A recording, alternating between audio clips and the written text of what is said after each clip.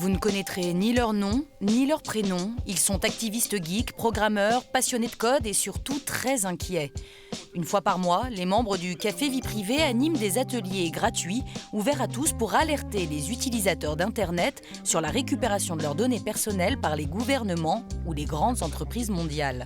Si le facteur ouvrait tes courriers tous les jours le matin, tu trouverais ça hallucinant, et pourtant c'est ce que fait Gmail. Toutes les personnes qui ont un compte Gmail, c'est exactement ce qui se passe avec Google. Et quand on leur dit mais c'est l'équivalent de ton facteur qui ouvre ton courrier, qui le regarde, qui te le remet, tout le monde dit ah mais c'est hallucinant, je ne laisserai jamais faire ça. Alors pourquoi tu le laisses faire avec Gmail? Des trucs et astuces pour se protéger, mais aussi de vraies réflexions sur la politique actuelle.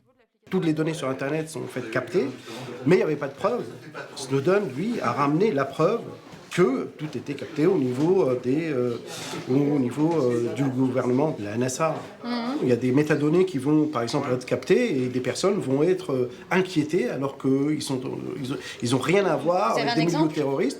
L'attentat de Boston. Suite Voilà. à l'attentat de Boston, il y a une famille qui a vu le GIGN débarquer, enfin l'équivalent du GIGN débarquer chez eux parce que le père avait cherché engrais le lundi sur Google et la mère cocotte minute le vendredi.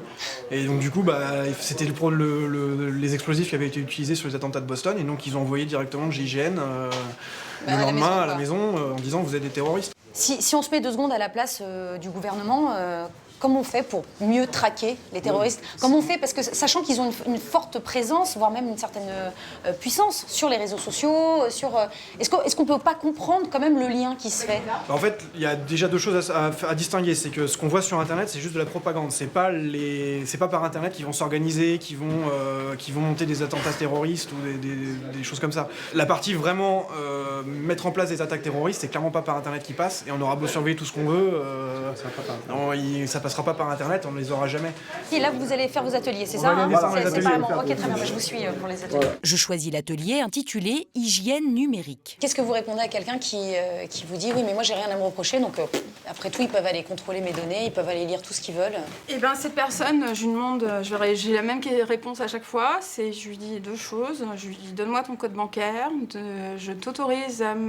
autorise-moi à mettre une caméra dans ta chambre à coucher, dans tes toilettes et dans ta douche. » A priori, sur ces 4 questions, il y aura au moins un non. Et bien souvent, les gens ont toujours quelque chose à cacher. On a eu aussi la Seconde Guerre mondiale qui est passée par là, où on a des gens qui ont été obligés de se cacher juste pour une religion. On se retrouve à l'heure actuelle en état d'urgence, où juste le fait d'être musulman est suspicieux. C'est quoi demain ? C'est avoir un croissant sur la poitrine, et là, dans ces cas-là, on aura quelque chose à se reprocher. L'un des fondateurs des cafés vie privée conclut l'atelier. Surtout après ce qu'on voit après au niveau de nos politiques, quoi, ça fait un peu flipper. Et ça va s'empirer en fait, c'est ce qu'il faut se dire. Donc c'est pour ça qu'il faut continuer. Et ce qu'on vous dit aujourd'hui, les applications qu'on vous donne, les petites astuces à faire sur votre ordinateur, n'hésitez pas à le faire autour de vous. Le message est clair et sans cryptage.